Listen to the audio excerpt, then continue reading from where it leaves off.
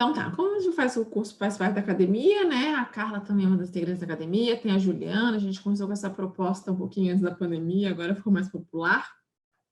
Mas eu sempre tive uma angústia muito grande.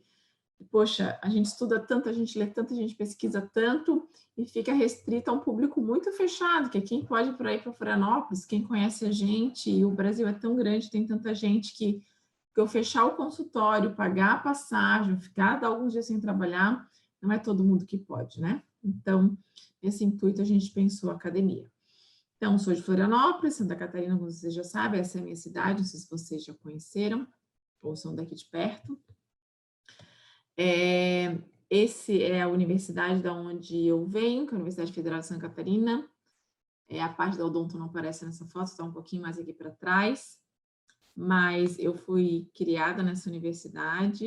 Na verdade, eu estudei no colégio de aplicação, que é dentro da universidade. Então, estou desde os 6 anos de idade ali dentro. Eu fiz todo, imagina, o ensino fundamental 1, fundamental 2, fiz cursinho fora, fiz a graduação, mestrado, doutorado, eu sou professora. Então, todos os anos da minha vida, estou a vida inteira lá, né? Então, realmente, literalmente, minha segunda casa. São grupos de professores da odontopediatria da UFSC. Eu, a professora Carla, que é mais nova, a professora Ricardo, a professora Joyce, que foram meus professores, e a professora Michele, que entrou no concurso comigo, essa equipe ali da UFSC. E aqui alguns dos alunos de pós-graduação que a gente faz hoje. Tem os alunos de mestrado, doutorado, os alunos de TCC de graduação, alguns aqui da foto já defenderam, outros ainda estão. Então, a gente trabalha muito em equipe. A pós-graduação mudou muito do que era antigamente, né? Que nossa página, se alguém um dia quiser fazer mestrado ou doutorado, ou conhecer alguém tem um perfil, PPGA UFSC, a gente anualmente abre edital, e bons alunos, a gente está sempre de portas abertas. Quem tem desejo de trabalhar, pesquisar, tá. E daí a gente vai entrar efetivamente então, nessa ideia, né, o novo guideline de conduta, tá? Lembrando que já existia um guideline publicado em 2001, foi o primeiro guideline. Se a gente pensar, né, antes disso não tinha guia nenhum. A gente fazia tudo no escuro e baseado no pouco. Então, quando eu comecei a estudar trauma, que foi antes do meu mestrado, então a gente se baseava no que se tinha em dente permanente e tentava adaptar, porque não tinha nada descrito, né? Então, em 2001 foi feito o primeiro, 2007 a primeira atualização, e 2012 a terceira atualização, sendo que 2016 e 2017 é o mesmo guideline, só que aqui foi publicado na Dental Traumatology, né? Na revista vinculada à Associação Internacional de Trauma Dental, e 2016 e 2017 foi publicada pela Pediatric Dentistry, que é a revista que é vinculada à Associação Americana de Odontopediatria, que todo final de ano publica vários guidelines, né? E um deles é o de trauma. E daí agora, em 2020, eles fizeram um webinar e relançaram. Lembrando que sempre aqui, ó, é a parte 3, porque tem um guideline para dente permanente, guideline para dente permanente avulsionado, que é o 2, e o 3 é o guideline para dente descido, né? Então, eles sempre lançam os 3. E agora, em 2020, foi lançado o último guideline. O guideline tem essa cara aqui, mas o que eu queria mostrar para vocês? Que ele está disponível em português. Então, como é que ele é apresentado aqui? Deixa eu mostrar. A gente vai na página, vou mostrar aqui meu WhatsApp para vocês verem. Mas já sair daqui, ó. A gente entra na página da IAPD, da IJDT, né, que é a Associação Internacional de Trauma Dental. Vem aqui, ó, profissionais, o Guideline de Trauma 2020, clica aqui. E durante todos esses anos já tem um grupo aqui no Brasil que traduz. Então, tu vem aqui embaixo, ó, português, eu tenho todo o guideline, dente descido, dente permanente, todo ele já traduzido disponível, tá? Então, ele tem essa aparência que eu mostrei aqui. Ele é um documento grande porque tem os 3 guidelines juntos, né? Mas se você quiser só dente descido, você vai correndo, ele tem mais de 150 páginas, mas lá no finalzinho tá do dente descido. Então, assim, ai, Mariane, eu tô aqui numa emergência numa cidade que não é minha. Abre no celular, né? Então, não é nada difícil, está disponível gratuitamente em PDF para quem quiser, tá? E também a associação, deixa eu ver se aparece aqui. Ah, não apareceu. Deixa eu ver aqui. Onde que tá? Perdi, aqui. Ai, tem esse negocinho aqui em cima. Se eu não me engano, aqui, ó, tem algumas coisas que são só para quem é membro, tá? Que tem que pagar. Mas, nesse caso, ele é gratuito, tá? Então, vamos lá. Deixa eu parar esse daqui e voltar lá, então, para a aula. Então, tá. Estávamos aqui. Então, essa é a cara que tem quando a gente abre. Então, aqui, ó, é o 3, né? Então, fala só de dentes decisivos. Então, vamos lá. Quando a gente vai ler, ele começa com algumas introduções iniciais, tá? Primeiro capítulo, antes de entrar no trauma propriamente dito. E o que mudou basicamente? Primeiro, a sugestão da gente fazer um registro fotográfico dos traumas. Como a gente tem os smartphones hoje, as câmeras são boas, e o problema da odontologia é sempre a luz, então quando a gente vê aquelas câmeras profissionais que a gente usa muito para bater foto, ela é importante pela qualidade da câmera, claro, né? Pela macro, pela lente macro que aproxima, e pelo flash, que a gente precisa de luz. Só que isso está fazendo muita diferença para dente posterior. Hoje, para dente anterior, não. Tanto que, por exemplo, a academia, a Gabi, que deu um curso na academia de fotografia, ela fala já da câmera profissional, que alguns têm, mas do celular, que todo mundo tem. Como fazer fotos boas com o celular. E é bem importante a gente fazer esse registro, tá? Porque hoje se tornou muito fácil. Então, é uma dica que eles dão. Então, fazer o registro fotográfico e continuar fazendo uma boa anamnese, né? Um questionário o mais longo que você puder. Claro que às vezes a gente não consegue fazer logo que a criança chega, né? Porque chega chorando, chorosa, mas faz depois, não tem problema. Que alguns dados talvez não mude aquela conduta. Segundo item muito importante que eles relatam, que eles tomaram cuidado, o número de radiografias. O trauma sempre casa necessariamente com acompanhamento do dente. E eu sempre falo para vocês, e falei no curso também, que é o acompanhamento clínico e radiográfico. E eles trouxeram em pauta alguma coisa que eu até estou trabalhando com os meus alunos de pós-graduação, e daí pensando um pouquinho maior, que eles chamam de princípio ALARA. É um princípio que é uma sigla inglesa, ALARA, onde a gente deve radiografar somente o necessário.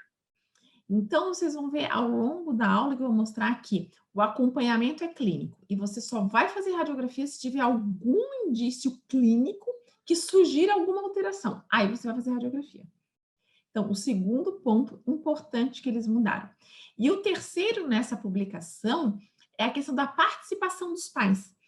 Então, tanto na divisão de responsabilidade, então, assim, na limpeza do local para manter o mais higienizado e uma recuperação melhor, e também na questão de ficar acompanhando, e se o pai perceber alguma alteração, que a gente vai dizer, se aparecer uma bolinha de pus, se o dente mudar de cor, se a criança reclamar, se aumentar a mobilidade, você traz de volta. Então, isso, trazer os pais para participar desse acompanhamento, isso ficou bem presente também nesse novo guideline. E daí depois ele começa assim, cada tipo de trauma. Então aqui, vocês podem ver a fratura de esmalte de coroa. Ele tem um desenhozinho, e daí o que ele vai sempre abordar? Aspectos clínicos, aspectos, recomendações radiográficas, tratamento, acompanhamento, prognósticos favoráveis e desfavoráveis. Então, todos os tipos de trauma ele faz isso, e na aula, no curso de trauma, eu também tento seguir mais ou menos essa linha para que a gente tenha...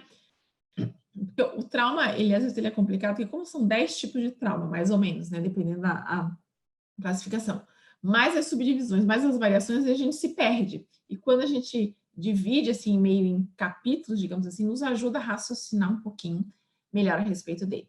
E seguindo isso, eu vou conversar com vocês e eu vou querer apontar agora só o que eu vi de importante para reforçar ou o que mudou, tá? O que ficou a mesma coisa eu não vou comentar. Se vocês tiverem alguma dúvida, vocês perguntem, porque senão em uma hora falar de 10 tipos de trauma, todos esses itens, eu não ia conseguir nunca, né? Então, a gente vai focar mesmo no que a gente mudou. Lembrando que os traumas são divididos em fraturas e luxações, então a gente vai começar pelas fraturas. Então, vamos lá. Aqui, fratura não complicada. Oi. Mariane, deixa eu fazer, pode voltar, por gentileza, naquele slide de fratura de trauma, de esmalte? Tá. Ali onde diz acompanhamento, nenhum acompanhamento clínico ou radiográfico é recomendado.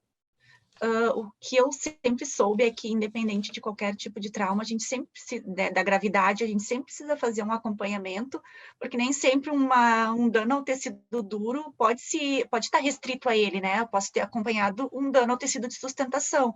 Então, é importante, por mais que seja só uma fratura de esmalte, não subestimar a complexidade do trauma e sempre acompanhar. Então, como eu te falei, concordo plenamente contigo. Nem tudo que está escrito aqui nas recomendações eu realmente recomendo, tá? Mas se a gente pensar num todo, eu vou te dizer o seguinte: o que a gente começa a fazer? Claro que quando eu passo uma aula é muito difícil eu ensinar uns detalhes e sentimentos que a experiência vai dando para a gente, né? Mas muitas vezes, por exemplo, uma criança que teve trauma de esmalte é uma criança que já é tua paciente. Então, à medida que ela vai vindo, faz esse acompanhamento junto. Não necessariamente vai pedir uma radiografia, né? E a gente pode dar essa mesma recomendação que eu falei. O pai, a gente dá as dicas para o pai. O pai, se vê alguma alteração, ele nos procura. Agora, o radiografar simplesmente pelo acompanhamento, não. Porque pode acontecer? Pode, mas assim, é aquela ideia que muitas vezes eu discuto, principalmente para diagnóstico de cárie, né? É que o manual, por exemplo, e as novas diretrizes diz que a gente tem que fazer uma radiografia interprofissional nas crianças uma vez por ano. Eu sou contra, eu acho que a gente tem que ter sinais clínicos. Aí quem concorda fala assim, não, mas eu sempre acho alguma coisa. Sim, claro que vai, tu vai radiografar 100, em 10 tu vai achar. Mas a minha pergunta é, os 90 que tu radiografou e não achou? E daí ano que vem tu radiografa de novo, e no outro tu radiografa de novo. Então, a radiografia é um exame complementar e eu tenho que ter um detalhe que me leve lá. Eu não posso ficar botando todo mundo no mesmo balaio e tocar. E aí aqui é a mesma coisa, né? Então, pode fazer o acompanhamento, mas é clínico. Tá. Radiografia se tiver algum indício, tá? Mas a gente vai falar uma por uma agora. Então, vamos lá. Fraturas não complicadas. Aqui eu agrupei tanto de esmalte quanto de esmalte dentina, tá? Porque não tem muita diferença aqui para nós o que ele vai aparecer. Então, uma coisa que ele chama atenção é para localizar o fragmento dentário. Quando lê isso, a primeira coisa que a gente pensa é assim, fazer colagem, né? Fragmento. Não, não é para isso. É porque muitas vezes o fragmento pode estar alojado em algum tecido mole. Eu nunca tive um caso assim, dente descido, mas eu já tive dente permanente, onde a criança caiu, fraturou o central, o dentista fez a emergência, fez a endo, e um dia encaminhou para mim fazer restauração. E a criança sempre tinha um aumento de volume no lábio, completamente cicatrizado. Fui fazer uma radiografia, o fragmento estava dentro do lábio. Então, se eu não achar o fragmento, eu preciso procurar ver se o fragmento não está alojado. Então, essa é o porquê. Radiografia inicial opcional, que na maioria das vezes não vai fazer diferença. Tratamento e instruções de limpeza, porque daí não é só o trauma dental, muitas vezes machucou mucosa, gengiva, etc. E o acompanhamento aqui, ó, raio-x, só se achados clínicos. Porque esse daqui, ó, como eu te mostrei lá de esmalte, não tem nada, mas para esmalte dentina, pede um acompanhamento clínico de 6 a 8 semanas. Se a gente sentir um pouco mais inseguro e quiser acompanhar mais, acompanha. Só que raio-x só é achados clínicos e radiográficos. E os prognósticos favoráveis e desfavoráveis, eles são todos iguais para as fraturas. Então, lá no final eu vou comentar com eles para vocês, para não ficar repetindo muito chato, né? Então, no final eu vou mostrar para vocês. Então, assim, ó, mudou alguma coisa? Só o posicionamento do raio-x. O resto fica igual. Só que é muito chato a gente ficar decorando, né? Clínico, acompanhamento clínico de 6 a 8, 4, depende. Cada tipo de trauma, eles fazem um acompanhamento diferente. Por isso que na minha aula, não sei se vocês viram, eu fiz um acompanhamento igual para todo mundo. Porque eu acabei vendo que, assim, um mês um pouquinho antes, um mês um pouquinho depois, acaba não fazendo muita diferença. E a gente fica assim, tá, deixa eu ver, fratura de esmalte não precisa de raio-x, mas o esmalte dentina eu tenho que acompanhar 6 a 8 meses, tá? Mas se for uma luxação lateral, aí é muita coisa para lembrar, certo? Então, são pequenas variações que não faz. E ainda mais se acompanhamento clínico. Então, você acompanha se precisar de alguma coisa radiográfica. Então, quase mudança nenhuma, tá? Fraturas complicadas, daí com exposição pulpar, que a gente já viu, tá aqui a polpinha lá exposta, né? Localizar o fragmento pelos mesmos motivos. Aí eles pedem raio-x dos tecidos moles, aí diz se necessário, porque se você desconfiar que tem algum fragmento alojado, eu descobri daquele dente que eu falei para vocês fazendo um raio-x, eu botei uma película bem aqui, entre o dente e o lábio e radiografei, tava lá bem bonitinho. sem perda de estrutura nenhuma. Tratamento continua a mesma coisa, só que daí eles falam um pouquinho aqui na pulpotomia parcial, que seria, né, porque a ideia da pulpotomia é tirar toda a polpa da câmara coronária, certo? Mas a pulpotomia parcial tu não tira toda, tu tira só um pedaço, aí a pergunta é quanto, né? Na minha ideia, o suficiente para caber um material, um capeamento direto ali, porque eu tenho que ter espaço. Às vezes a gente é tão econômica que não tem lugar para botar o material, então não adianta, tá? Eles ainda falam que eles preferem pulpotomia com hidróxido de cálcio, isso sempre foi e é mantido. E aí o acompanhamento, vocês vão ver que vai se repetir. Os pais devem observar e o raio-x somente se achados clínicos. Tá? O resto, tudo igual. Vamos lá, fraturas coronas radiculares. De novo, ele chama a atenção aqui que o fragmento pode ficar preso. Porque eu posso ter uma fratura onde o fragmento é perdido, e daí eu vou ter que localizar, ou que fica ele fica mole, né? Ele fica preso no tecido gengival, uma parte, então ele tem esse diferencial que eles acrescentaram. Pede para fazer raio-x, já pedia e continua. O tratamento é a mesma coisa em relação à pulpotomia parcial cervical, e daí eles começam a levantar a questão da maturidade da criança. Porque todo tratamento que a gente decide, quanto mais invasivo ele é, eu preciso contar com a colaboração da criança.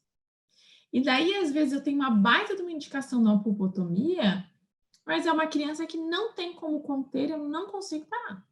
Então, isso nunca pode ser, digamos, ignorado, né? Porque isso vai fazer com que eu tenha um insucesso no tratamento, então não adianta nem começar, tá? Isso eles vão repetir várias vezes. E o acompanhamento aqui, mesma coisa. Os pais observam e o raio-x sempre, se tiver. A gente vai ver depois quais são esses achados clínicos, tá? Que são esses prognósticos desfavoráveis. Então, tá, mas o que? Porque a pergunta é, tá, quais são esses achados clínicos que vai levar a fazer o raio-x? São os prognósticos desfavoráveis. E daí, lá no finalzinho, eu vou falar porque eles são todos iguais para não ser repetitivos. Aí vem as fraturas radiculares. Eles comentam, né, que o fragmento pode ter mobilidade e estar deslocado, isso depende de onde que a fratura acontece, e junto com isso pode ter interferência oclusal. Eles não comentavam da possível interferência oclusal.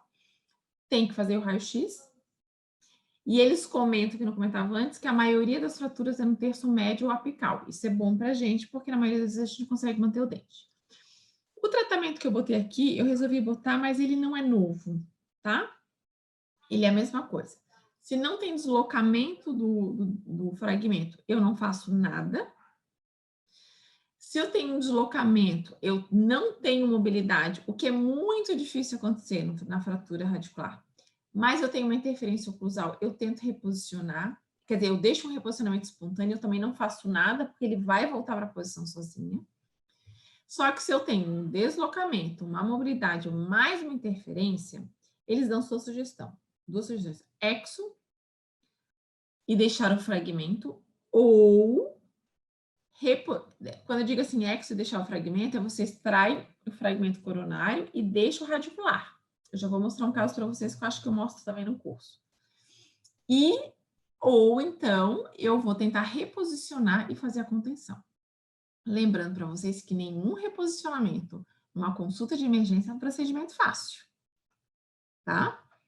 Porque eu vou ter que anestesiar, vou ter que fazer um pouco de pressão, e não é tão simples assim, tá?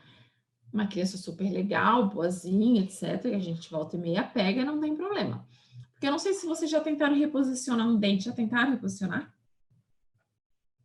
Então, dentes descidos eu não faço, tá? Porque eu acho que eu prefiro deixar voltar o espontâneo que voltar, e se depois precisar, eu entro com algum tipo de ortodontia simples, algum aparelhinho móvel simples. Mas quando eu reposiciono dente permanente, tu tem que fazer força, né? E instala tudo. Tu não sabe, porque imagina se um dente deslocou e rachou, né? Quem disse que tu não tá? Então, não é, dá uma angústia, né? Começa, tu não sabe o que está instalando lá dentro. Então, é uma coisa assim, e tu tem que fazer uma forcinha. Não é assim, eu vou colocar no lugar. Não, não é. Né? A gente tem que fazer uma força. Então, não é um procedimento muito simples, pensando em crianças pequenas, mais difícil ainda. E o acompanhamento, mesma coisa. Os pais pegam junto com a gente e se a gente achar algum achado clínico relevante, a gente vai radiografar. Aqui eu trouxe algumas coisas que eu não citei lá, porque elas se repetem nas 4 tipos de fratura que eu botei aqui. Quais são? Primeiro que eu já falei, maturidade da criança e capacidade de cooperação. Todo tratamento pode mudar se eu não tenho isso. Se o tratamento é só acompanhamento, é mais simples, mas se eu tenho que fazer uma pulpotomia parcial, um reposicionamento, uma exodontia, a maturidade faz diferença. Tanto para decidir no momento da emergência, ou, né, para, por exemplo, decidir entre uma pulpo e uma exo. Porque a exodontia é sempre uma opção. Apesar de não ser a primeira, a gente sempre tem opção. Segundo, eles sempre falam isso em todos os tipos de trauma. O tratamento é melhor realizado com uma equipe especializada no tratamento pediátrico. Eu não sei muito bem o que eles querem dizer com isso. Tipo assim, só o odontopediatra pode fazer, né? Mas não é a realidade, né? Eu acho que odontopediatras e dentistas seguros. Mas o que eu acho que é importante é que são tratamentos que fazer sozinho é muito difícil. Sem secretária, sabe? Sem ninguém para te ajudar. Porque esse trauma é sempre uma surpresa. Não sei se vocês têm essa sensação. Quando liga e diz que tem trauma chegando, dá um negocinho assim no coração, né? Dá uma aceleradinha assim, meu Deus, o que estamos esperando, o que vem? Sempre dá porque é sempre uma surpresa. E quando vem uma coisa simples, até assim, né? Porque a mãe deu uma exagerada, porque a mãe fica meio nervosa. E antes, sempre pensava assim, mas por que as mães mentem no telefone? Nem é tudo isso, né? Eu não ia me recusar a atender, pensava assim, né? Se ela me descrevesse a verdade. Mas depois que eu virei mãe, eu vi que a gente exagera mesmo, não é de propósito, né? A gente realmente enxerga mais do que é. Então, não é elas não fazem de malvadas. Uma coisa que eles falam, que eu também falo no curso, né? Que antes eles não falavam. Nenhum tratamento na consulta de emergência pode ser a melhor opção. Por quê? Na consulta de emergência, vem quando assim, emergência que eu digo assim, bateu uma hora depois, meia hora depois, está na nossa cadeira. Tem muito sangue. Por mais que a gente limpa, fica aquele sangue misturado com saliva. Aí tu limpa, parece que estica aquela saliva tudo. Aí tu não enxerga direito, né? Aí tem uma criança que tá chorosa porque tá dolorido mesmo, né? Bateu. A mãe tá nervosa. Então fica aquela coisa, tu tem que tomar uma decisão baseada em coisas que tu não enxerga direito. Aí o lábio incha muito, a gengiva tá roxa. Então a gente não consegue enxergar. Então é a mesma coisa que isso fecha com o que eu falo no curso, né? Se puder esperar, não toma nenhuma decisão radical, tipo assim, extrair o dente, né? Espera. Se realmente for extração, não faz diferença fazer agora ou fazer uma semana depois, o dente vai estar lá. O problema é que o contrário não dá para fazer. Só que também é muito angustiante, eu falo para vocês, uma criança sentar assim, a gente só examinar, passar um analgésico e mandar embora. Tem mãe que te acha incompetente. Então, a gente tem que estar muito seguro do que está fazendo e dizer assim, ó, nós vamos tomar essa atitude assim, assim, por causa disso, disso, disso. Em 24 horas tu volta, em 48 horas a gente vai reexaminar. E daí nós vamos tentar de novo ver o que nós vamos fazer, né? Ah, mas não dá para extrair? Dá, mas talvez não seja agora. Vamos esperar para decidir, porque talvez a gente não consiga manter o dente, né? Nunca exclui a exo, mas não faça de primeira opção. E eu já salvei muito, assim, ó, eu já extraí muito mais do que eu extraio hoje. Tá? E eu já consegui, com essa conduta, salvar, mas dá uma angústia, já vou adiantando. A gente quer fazer alguma coisa, né? E será que se alguém quiser participar, aparece aqui para mim? Ninguém mais pediu. Tá. E aqui instruções para os pais para limpar a área afetada e fazer esse acompanhamento. Essa parceria dos pais achei bem interessante, né? Porque assim, tem mãe mais ligada e tem mãe assim, né? Que às vezes nem traz o filho por outro motivo, a gente vê que teve um trauma. Mas se a gente disser, ó, nota a alteração de cor, de vez em quando levanta o lábio e dá uma olhada ver se não apareceu uma bolinha de pulso. Se ele reclamar de uma sensibilidade, não ignora, me liga, nem que a gente liga, dê uma conversada e depois vê o que faz, tá? Então, se a gente disser o que o pai tem que reparar, ele vai te ajudar. Se tu falar assim, ó, fica de olho, ele não vai saber, né? E aqui, que é o acompanhamento, que já casa, né, com o que está ali, os pais devem ser informados da necessidade de retorno à clínica se observar os prognósticos desfavoráveis. Lembrando que as instruções de limpeza, né, lembrando que o trauma é sempre de dente e é muito difícil não afetar tecido mole. Então, escovação macia, porque a minha experiência é o seguinte, dente traumatizado ninguém quer escovar. Então, o dente volta imundo depois. Então, eu sempre explico, ó, é dolorido, vai sangrar um pouco, não precisa botar. Se não tiver coragem de botar uma escova, pega uma gaze, um algodão umedecido, limpa, tira aquela placa dali, né?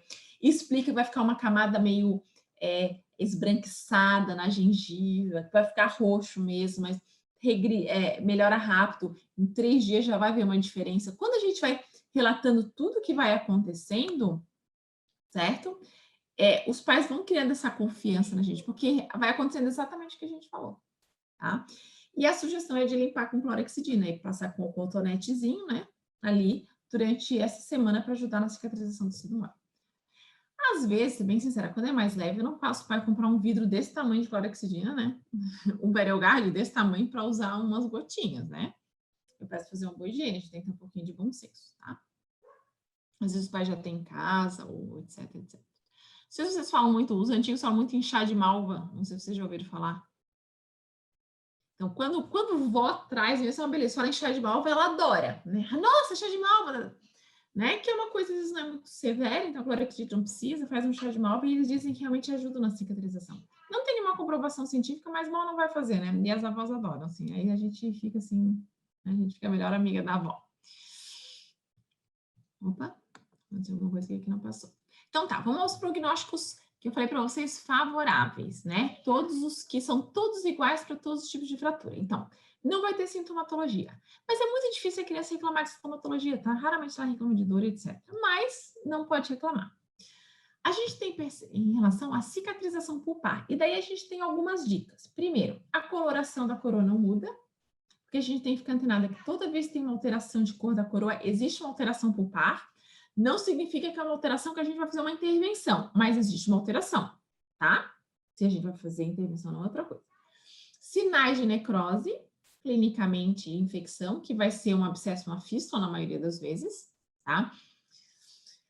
É uma coisa bem importante, o continuamento do desenvolvimento da risogênese incompleta. Só que a gente só vai perceber isso se eu pegar a criança muito precoce, porque assim, ó, a risogênese do 51 e 61 termina aos 18 meses. Então, tem que ser um trauma antes dos 18 meses para eu conseguir perceber isso. Depois disso, a gente vê só na amplitude do canal. Então, já peguei casos de uma criança, por exemplo, umas 3 anos de idade. Eu fiz uma foto, uma radiografia, e um dente com canal bem amplo e um dente com canal mais fechadinho. A nossa tendência é achar que o canal fechadinho é o problema. Mas, às vezes, não. O dente vital continua a produção de dentina e fecha o canal normal. O dente que necrosa, ele não continua a produção de dentina, então ele fica um canal amplo. Então, a gente sempre tem que se perguntar qual que está errado, o amplo ou mais atrésico, né? E daí a gente usa os outros dentes para nos ajudar. Tá? No caso de fraturas, o realinhamento do dente, a ausência de mobilidade e reabsorção do fragmento apical. Isso são diagnósticos, mas isso aqui é mais específico para as fraturas, né? Então, o dente fraturado a gente recolocou, ele reposicionou espontaneamente. A mobilidade, aí eu também não concordo muito, porque eu nunca vi um dente com fratura radicular voltar a uma mobilidade 100% normal. Porque imagina, é que nem uma árvore que perde um pedaço da raiz, certo? Ela vai ter uma certa mobilidade, ela nunca vai ser 100%. Teoricamente, pode criar um calo ósseo, etc, etc, mas... Começou, eu lembrei agora. Isso realmente acontecer, em dente descido, eu nunca vi, tá? São descrições que a gente vê na dentição permanente. E reabsorção do fragmento apical, que eu tenho um caso até para mostrar para vocês aqui, que é bem interessante, que isso eles não falavam também antes, tá? Então, vamos lá, deixa eu passar aqui. Então, esse é o caso do Vini. Então, o Vini tinha 2 anos e 2 meses quando chegou para mim, tá? Ele tropeçou e caiu e chegou 1 mês depois do trauma. Chegou com essa foto aqui, com esse aumento de volume, meio uma gengiva um pouco mais, assim, né? Não é aquela característica logo após o trauma, né? Porque já tinha passado 1 mês, algo hiperplásico, mas teoricamente nada muito importante. E na radiografia mostrou aqui, ó, cervical. A mobilidade, com certeza tinha, né? Não tem o que eu fazer aqui que para reverter esse processo de mobilidade, certo? Então, o que a gente fez na época? Né? Porque isso não estava descrito, né? Mas a gente resolveu. O que eu pensei? falei para a mãe o seguinte, ó, eu vou sentar o Vini, eu vou anestesiar e vou tirar esse fragmento aqui. E eu vou olhar. Se eu ver que tá tudo ok, eu vou fechar a gengiva, falei para ela, e vou suturar. E nós vamos manter aquela raiz lá. É um sepultamento de uma raiz vital. Só que eu, morrendo de medo, falei para ela assim, mas tu promete que não vai sumir, tu tem que vir para eu acompanhar. Porque o que podia acontecer, né? Na pior das hipóteses, era o dente necrosar, né? Aquele fragmentozinho ali necrosar. E então, a gente fez esse combinado, né? Deixa eu perguntar, vocês ouvem o meu filho falando atrás do microfone? Ou não? Tá, porque senão ele ia levar uma bronca agora. Porque eu deixei avisado, ele não me tá gritando aqui no videogame. Ah, mas tudo bem, sorte é dele que vocês são boazinhas. Aí eu combinei com ela esse acompanhamento, tá? E daí o que aconteceu? A gente fez, sentei, extraí, não foi uma extração muito fácil. Aqui é o dente após a extração, tá? Só um pouquinho. Não tá dando. A porta tá aberta, eu tô escutando ali.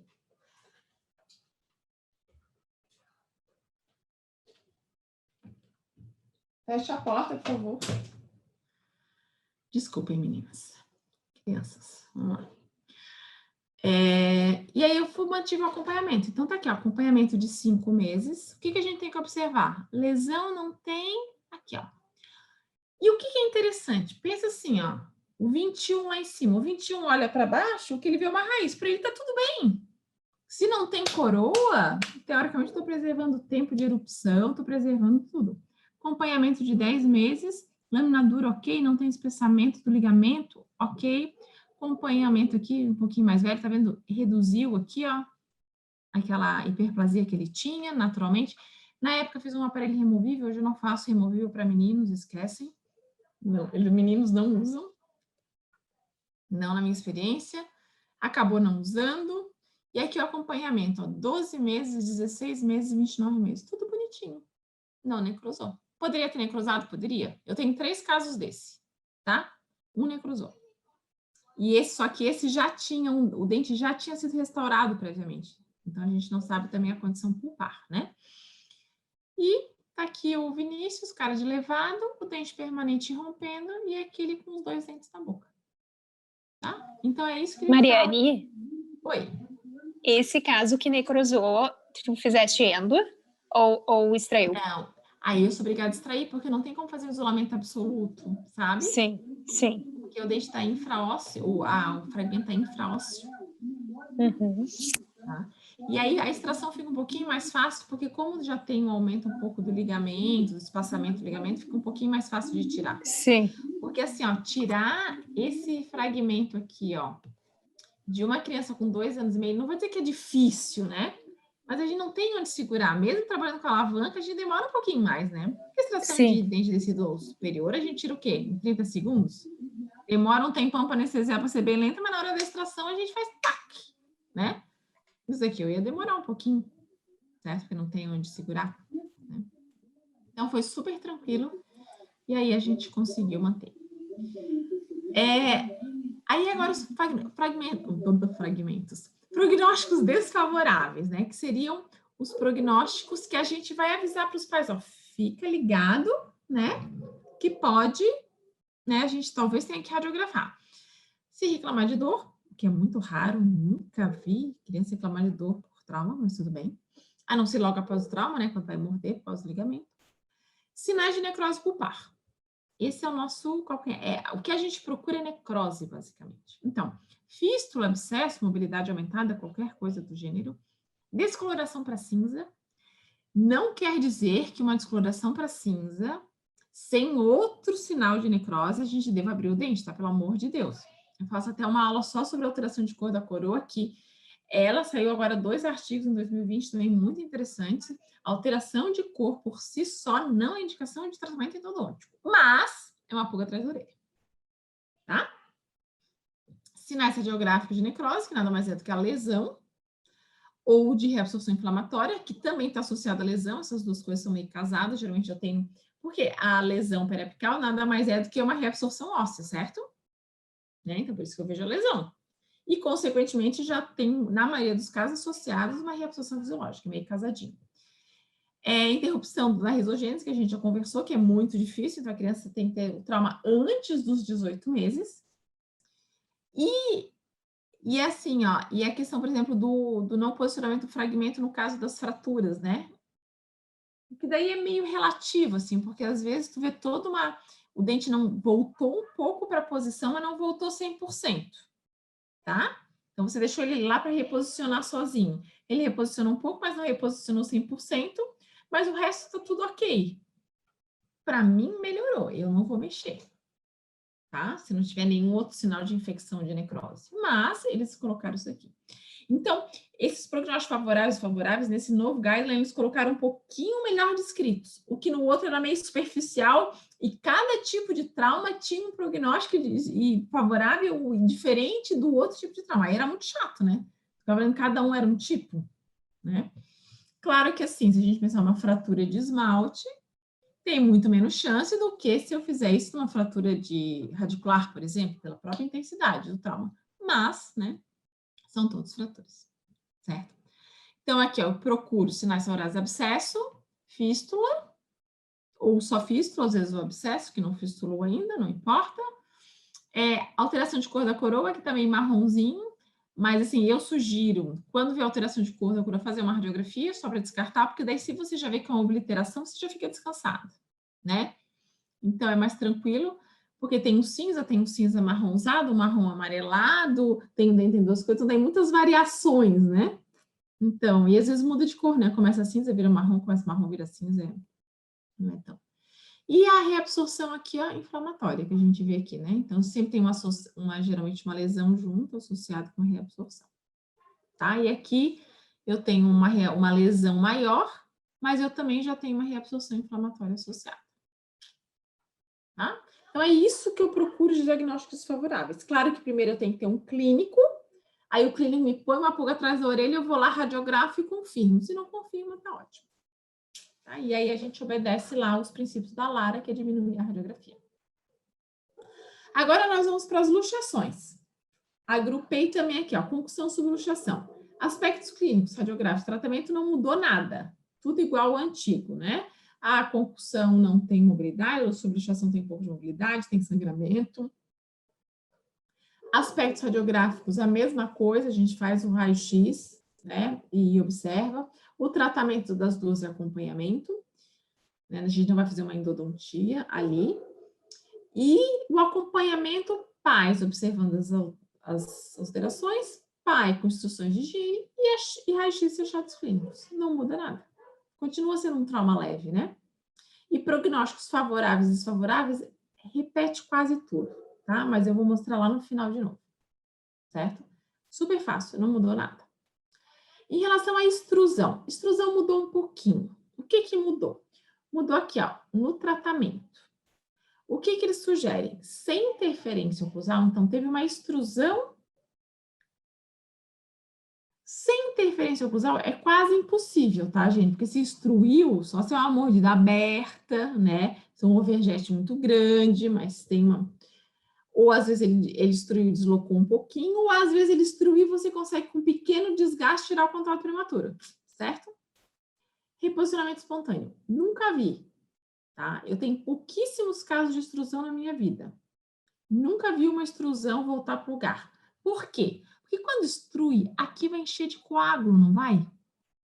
Então, eu teria que ter uma força aqui, né, durante um contínua, para que esse dente fosse empurrado e esse coágulo fosse sendo reabsorvido aos poucos. É diferente quando tem uma luxação lateral, que eu sempre tenho, por exemplo, a pressão do lábio ou da língua. É diferente dessa pressão, certo? Então, esses cuidados é diferente, eles recomendam isso, mas assim, se tu pensar isso acontecer, né, é diferente. E acima de 3 milímetros de deslocamento, eles sugerem a exodontia.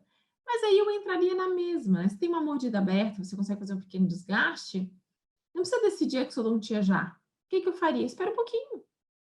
Né? Se tem mordida aberta, se extruiu 1 milímetro, 2 milímetros, 3 milímetros, espera um pouquinho. Desde que a criança não tenha risco de engolir e aspirar, né? Não pode ser aquele dente pendurado, né, gente? Pelo amor de Deus. Mas são coisas que a gente pode esperar um pouquinho, né? E daí, se extrair daqui em uma semana, não faz diferença. Já casando com aquela instrução de, na consulta de emergência, tentar não fazer nenhum tratamento radical. A gente pensa melhor, tá? A situação clínica muda muito. Eu tenho casos assim, eu tenho um caso mesmo lá na UFSC, emblemática. A criança chegou com 5 dentes traumatizados, de lateral a canino, dos lados. E a minha, quando eu vi aquilo ali, a vontade era, assim, era muito, aquela coisa típica, tá? Veio pai e mãe, a fralda suja de sangue, sabe? Aquela coisa assim toda. Pai brigando com a mãe, um culpando o outro do acidente do menino, o menino choroso, e aquele caos. Quando eu olhei, me deu vontade de extrair os 5 dentes. Porque tava muito feio. Porque todo trauma fica muito feio. E trauma na boca é muito feio, né? Sempre assim, parece que o negócio assim, uma vez meu filho caiu e eu fiquei olhando para ele, tu vê o lábio inchando, de tão rápido que é o negócio. Aí eu assim, não, eu não posso extrair, eu tenho que fazer o quê? Eu ensino, né? Pensei, eu não vou extrair. Me segurei e fiz uma limpeza, mediquei e mandei a mãe embora. A mãe deve ter me xingado horrores na sala de espera. Horrores, horrores. Voltou. Quando voltou, em alguns dias, em vez de extrair os 5, eu já queria extrair 2. Pô, melhorei, né? Para quem ia tirar 5 dentes, 2 já tá legal. Mas assim, eu vou esperar mais um pouquinho. Como ele estava com uma inflamação gengival muito importante e tinha muita placa, porque a higiene estava muito ruim, eu resolvi entrar com um antibiótico, mas eu quase nunca dou antibiótico.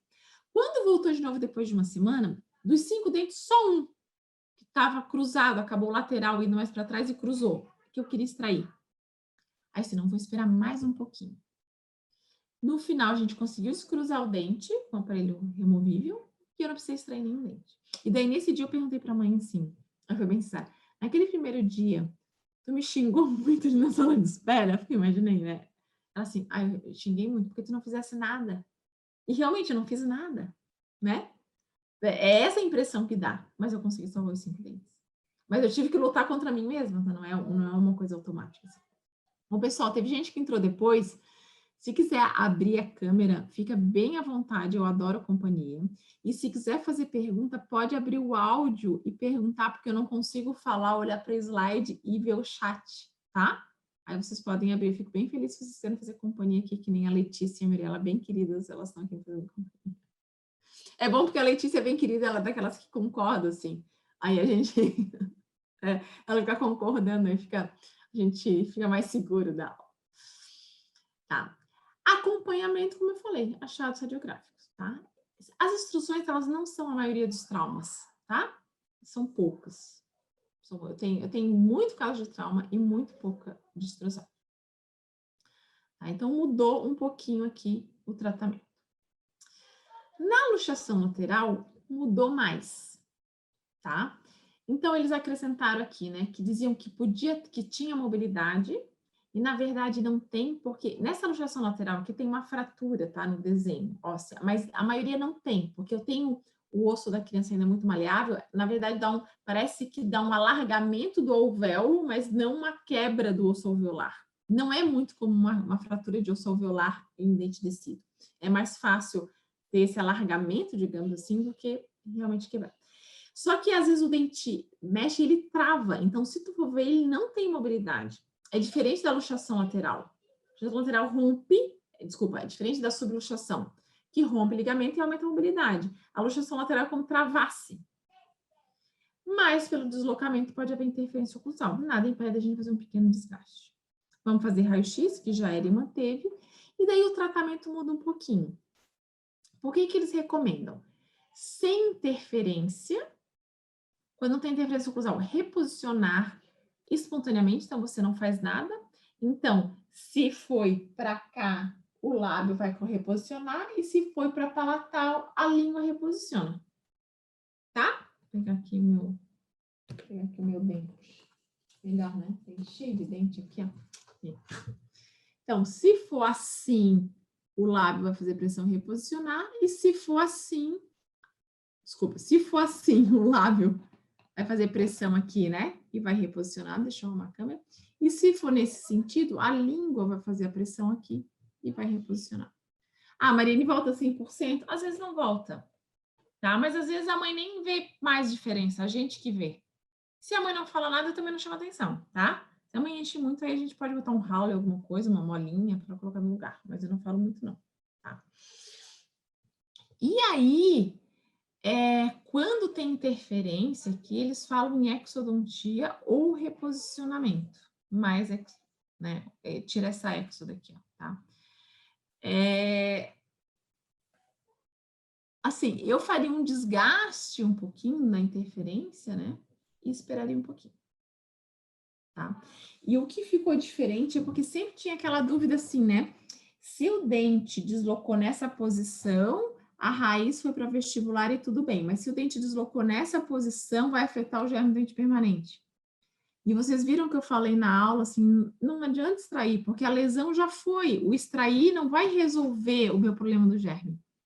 E nesse guideline eles mudaram. Então, independente para onde o dente foi, tanto aqui na luxação lateral quanto na intrusão, que a gente vai ver daqui a pouco, a conduta é a mesma. Por quê? Porque se foi e lesionou o germe, é ruim? É, mas o extrair não resolve nada. Continua lesionado, né? E a gente também não tem garantia que aconteceu isso, tá? E o acompanhamento, a mesma coisa, tá? Eu acho que eu tenho um caso aqui, ó, esse caso aqui é do Lucas. O Lucas, geralmente os traumas que eu tenho são dentes superiores, né? Óbvios, centrais, e o Lucas é incisivos inferiores. E quando a gente pensa em incisivo, uma criança que tem que radiografar, vocês estão vendo, né, chorando aqui, com já o ranho junto com o choro, quando a gente precisa se segurar para fazer uma radiografia superior, tudo bem. Agora, segurar para fazer uma inferior, e tu tem que fazer a criança fazer assim, e ela fica rodando assim para baixo, e tu não pode segurar, é difícil. Então, o Lucas foi um dos poucos na minha vida que eu não consegui radiografar. Por isso que eu lembro do nome dele tão perfeitamente, e ficou inesquecível. Porque eu sempre consegui radiografar, eu sempre dava um jeito. Nem sempre ficava 100%, né? Mas a gente vai criando habilidade. Mas o Lucas me ganhou, né? Não, ele tinha 2 anos e 3 meses, na verdade, uma luxação lateral do 81 e do 71, tá? Ele caiu na calçada, ele veio com esse aspecto aqui. Olha que novinho que ele era, não tinha os caninos ainda, primeiro molarzinho descido aqui, os laterais, e olha só o deslocamento que teve, parece até que foi em bloco, né? Na época eu até pensei numa fratura alveolar, mas a gente acabou não vendo. E daí, aqui, ó, para piorar, cruzou, né? Se eu for ver lá, poxa, teve um deslocamento importante, mais de 3 milímetros, e assim, opções de tratamento, né? Cruzou, eu aprendi a vida inteira que uma vez que cruzou, tu não consegue descruzar espontaneamente, isso não existe, né? Teoricamente, teria que fazer um levante de mordida para liberar esse dente, etc. Mas o que aconteceu? Então, para não fazer nada na consulta de emergência, eu pedi para voltar em 7 dias. Uma semana para reavaliar. Por algum motivo, os pais não trouxeram e trouxeram só 10 dias depois. Só que entre essa consulta e a consulta de 10 dias depois, eu não fiz nada, só esperei. Esperando que voltasse exatamente desse jeito, porque não se descruza nada espontaneamente. Quer dizer, hoje já é tudo discutível, né? E voltou 10 dias depois assim. E assim. Ou, assim, tinha N coisas que eu podia fazer, não me veio à mente. Eu podia ter botado, por exemplo, um pouquinho de ionômero nos primeiros molares para levantar a mordida, certo? E daí esse cruzamento aconteceria, poderia pelo menos tentar. Mas o não fazer nada e descruzar, não. Nunca ninguém me disse que isso podia acontecer. Para mim, assim, tudo que é cruzado, ou tu intervém, é para sempre. E isso que o trauma é surpreendente, né? Então, eu já tive boas surpresas que nem essa por o não intervir. Vamos supor que tivesse dado errado, eu podia fazer uma exodontia aqui ainda. Podia, né? Mas eu não fiz, porque eu resolvi esperar e ainda tive uma surpresa boa. Então, a senhora, antes e depois, olha só a diferença, são 10 dias de diferença. Antes e depois. Né? Para ver como esse esperar, né, a gente traz resultados bons. Outro exemplo de luxação lateral é a Mariana.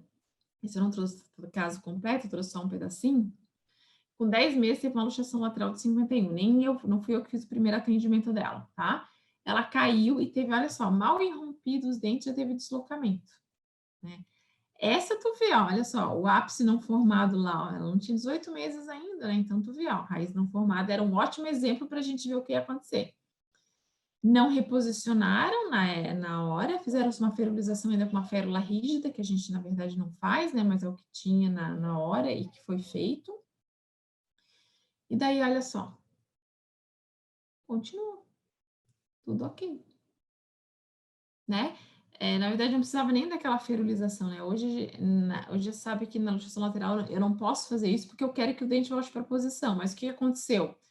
Como eu tenho uma ferulização rígida e tem diastema, fraturou aqui. Porque não tem como a resina ficar aqui sem suporte não fraturar.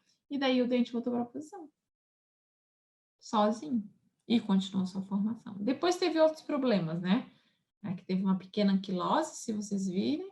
E ela teve, depois de 2 anos e meio, ela teve aqui uma reabsorção interna, de 28 meses, ó. Uma reabsorção interna. Né? Mas isso é um dos poucos, a reabsorção interna representa 1,5% das sequelas, então são muito poucas, né? Na intrusão também teve uma mudança importante, né? Que é o que eu falei para vocês, ó. Tá, então, o dente é deslocado, pode ser para vestibular ou palatal, ou o dente pode desaparecer, né? Intruiu completamente, e às vezes a gente tem que radiografar para saber se foi uma avulsão ou uma intrusão, né? E aí, existe 2 coisas que a gente precisa se alertar na intrusão. Eu acho que eu falo isso no curso também, porque às vezes o dente intrui e a gente acha que é uma intrusão total. Mas o que acontece? Quando intrui, lacera tanto o tecido mole que a gengiva incha e cobre. Então, tu não sabe o quanto de dente intruiu e o quanto de gengiva cobriu. Então, o fato de tu esperar alguns dias para que possa tomar a decisão, você vai esperar a gengiva regredir e, às vezes, a intrusão nem é tão grave quanto você imaginou. Certo? A intrusão que tu achou que era total, nem é total. Porque o quadro muda completamente, né? E daí o tratamento antes era assim, né? Era aquela coisa, se o dente intruiu e foi na direção vestibular, não foi, você vai esperar o dente reerupcionar. Mas se o dente foi em direção ao germe dente permanente, você tem que extrair. No curso eu já falo que não fazia isso. No novo guidelines colocaram aqui, ó. Aguardar reposicionamento espontâneo, independente da direção do deslocamento. Por quê? Porque a extração não ia beneficiar o paciente. Claro que eu aguardo, eu acompanho, porque ele pode necrosar esse dente nesse processo. E daí eu não posso deixar um dente necrosado lá e ficar esperando, né? Eu já tive caso do dente intruiu e antes de ele extruir, ele necrosou. Abscedou, né? Avermelhou. Então, eu tive que intervir e não pude esperar. Porque eu também não tinha acesso para fazer ainda, porque ele estava lá dentro ainda. Foi em 2 semanas da intrusão. Então, a gente precisa acompanhar. Mudou um pouquinho o acompanhamento, ele passou a ser muito mais clínico do que radiográfico. Então, todos os acompanhamentos aqui, ó, só são clínicos. E antigamente eu tinha uma radiografia aqui e uma radiografia aqui. E aqui eles pedem, mesmo na intrusão, que é um trauma severo, você fazer só acompanhamento clínico. E raio-x só se tiver alguma coisa desfavorável. Tá? Aqui é um caso de intrusão, eu vou mostrar 2 casinhos para vocês. Aqui é o do... não lembro o nome do menino. Gabriel. 4 anos e 7 meses. Essa intrusão é linda, né? Porque ele conseguiu intruir e não lacerar quase nada da gengiva, né? Ele foi exatamente no dente. Um pouquinho de fratura aqui. Aí uma intrusão. Essa foi uma intrusão total mesmo, porque a gente nem via a gengiva inchada, nada, né? Radiografia inicial, tá ali o dente intruído. Essa radiografia eu acho importante fazer a primeira, né? A gente está discutindo o acompanhamento de não fazer. Acompanhamento, né? Importantíssimo, olha só a limpeza, né? E às vezes a gente precisa ajudar a limpar nessa região aqui, ó, porque os pais não conseguem, né? A escova não entra ali. Às vezes eu até sugiro de comprar uma seringa, né? Tirar agulha com o próprio jato, que nem a gente limpa primeiro molar permanente, não sei se vocês ensinam assim, uma seringuinha com jato de água, também fazer aqui, né? E às vezes a gente precisa chamar para ajudar a mãe nessa higiene. 1 semana, 1 mês, e ele aqui, ó, depois de 9 meses. Aqui ele tem uma reabsorção por substituição, tá? Nos 2 lados. E o que que eu tenho aqui? Na verdade, o que que a gente pensa? Sempre uma rarefação óssea no ápice é lesão, certo? Mas nesse caso a gente tem que ficar de antena ligada. Por quê? Lembra que o dente ocupou esse espaço? Lembra que o dente destruiu o osso aqui? Agora que ele está reposicionando, tem que neoformar o osso aqui. Então, talvez esse escurinho que eu esteja vendo, mas eu vejo algum trabeculado ósseo ali, não seja uma lesão, e sim o osso neoformando depois que o dente voltou para a posição. Tá? Eu não tenho caso completo do Lucas porque os pais se separaram e ninguém mais quis trazer o menino para mim. Tá, o Gabriel, desculpa. Mas, né, esse dente provavelmente não ficou por causa dessas reabsorções aqui por substituição bem importantes, tá? Mas olha aqui, ó, perfeito ali o dente, ó, na boca, em 9 meses, tá? Essa é a Tawane. A Tawane, ela teve um trauma com 1 ano e 6 meses, uma intrusão dos 51, tá? Ela rindo aqui com 51. Ali. Só que ela chegou para mim 4 anos. 4 anos após o trauma. 4. Vou ter até uma preta e branca, assim, para dar um ar nostálgico, assim, né? De 4 anos após o trauma. Radiografia tá lá. Tá aqui o dente, justaposto ao germe dente permanente. Na época, que era o lugar lá na antiga, era para extrair, né? Porque foi em direção ao germe, que eu não tenho certeza absoluta que foi. E daí eu tinha a opção de, teoricamente, o meu procedimento era exodontia do dente. Tá? Só que daí eu usei meu raciocínio. Bem, primeiro, tá 4 anos aí, ninguém mexeu, não sou eu que vou mexer. Segundo, se intruiu com 1 ano e 6 meses, vai que esse cimento colabou nesse esmalte. E quando eu extraio esse dente, vem o germe junto. O que eu vou fazer com o germe na mão? Aí pensei eu, mas né, ninguém fez nada até agora. Não sou eu que vou, né, fazer alguma coisa agora. Porque daí, né, eu vou ter que me responsabilizar pelas minhas atitudes. E se já lesionou o germe, 4 anos depois também não vou salvar nada. E fiz o acompanhamento, né? Opa, não passou. O dente rompeu. O outro dente rompeu. E mesmo tendo um trauma importante que é a intrusão com 1 ano e 6 meses, sem alteração nenhuma. Então, assim, se a gente pensar nas sequelas de trauma no dente permanente, também está a nosso favor. A gente tem muito menos, né, do que pensando quantas crianças caem, né? A gente vê muito assim, ó, acidentes automobilísticos, acidentes de bicicleta, atropelamentos, onde realmente são traumas bem severos. Eu fiz um levantamento uma vez aqui dos todos os traumas que eu atendi e acompanhamento até o dente permanente. Só 20% dos dentes tinham algum tipo de sequela. Dentre esses, 10% era uma hipoplasia de esmalte. Então, imagina, só 10% teve algum tipo de trauma, de sequela realmente importante, né? Que precisou de uma intervenção. O resto, não. Isso é outra coisa que está a nosso favor, né? A gente não pode fazer nada contra isso, mas isso é bom. Quer dizer que o capuz está funcionando, o capuz pericoronário, protegendo o dente. Né? Aqui ela, bonitinha, já com... E os prognósticos favoráveis, então, de todas essas luxações são a ausência de sintomatologia, que a gente já conversou, e é tudo a mesma coisa, ó. Coloração normal, sem sinal de necrose, continuar na formação radicular, que é igual da Mariana lá, aquela que eu mostrei a luxação lateral, sem alteração no germe, porque algumas alterações a gente consegue ver na radiografia, né? Uma hipoplasia eu não consigo, mas alteração de forma eu consigo ver. E no caso, né, dos deslocamentos, como extrusão, luxação lateral e intrusão, seria o realinhamento do dente. Ficando claro que nem sempre a intrusão volta a 100%, nem sempre a luxação lateral volta a 100%, mas às vezes é o suficiente, né, para não ficar deslocado, não ter nenhum problema. E se a mãe não comenta, eu também, né, fico quietinha. Por causa de 1 ou 2 milímetros, a mãe nem nota mais, só a gente mesmo que nota. E os desfavoráveis, que daí a pulga fica atrás da orelha, e é importante a gente saber para pedir a radiografia, né? São os mesmos. Sinais de necrose, fístula, abscesso, alteração de cor para cinza, lesão, reabsorção inflamatória, a interrupção do germe do dente permanente, e se a gente observa algum impacto de algum tipo de alteração no germe do dente permanente. Que é difícil da gente ver isso clinicamente, né? A gente vai ter que fazer radiografia por outro motivo e ver. Ou, por algum motivo, está na hora de romper o germe do dente permanente, ele não se manifesta e tem uma história de trauma, tá? Porque não tem como a gente ter acesso ao dente permanente sem a gente radiografar, tá? E por último, a tão falada avulsão, que a gente fala, é o trauma que a gente menos pega, mas é o trauma que a gente mais se encanta, né? eu acho que todo mundo tem um sonho de reimplantar um dente uma vez, apesar de... É o que mais estuda e menos acontece, mas tudo bem. O dente fora da alvéola, a gente sempre vai fazer um raio-x, né, para verificar tanto dente permanente como tecido. E o tratamento é não reposicionar, ainda continua o não reimplante. Apesar de vocês saberem que no curso eu falo do reimplante e explico como. Existe uma revisão sistemática, nós temos até 2018 41 casos de relato de reimplante, então realmente é muito pouco.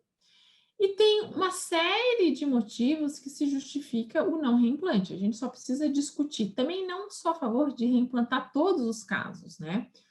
Tem que imaginar que o dente permanente começou assim também, se reimplantava só alguns casos e hoje tu reimplanta todos. Mesmo sabendo que o dente não vai ficar sempre, ou a vida inteira do indivíduo, o tempo que fica muitas vezes é o ideal. Imagina uma criança de 10, 11 anos que avulsiona.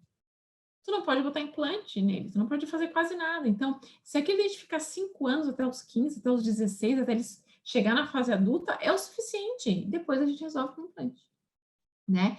Mas quando começou o reimplante de dente permanente, tinha só um foco, né? Era só aquele período. E aí começou a se extrapolar.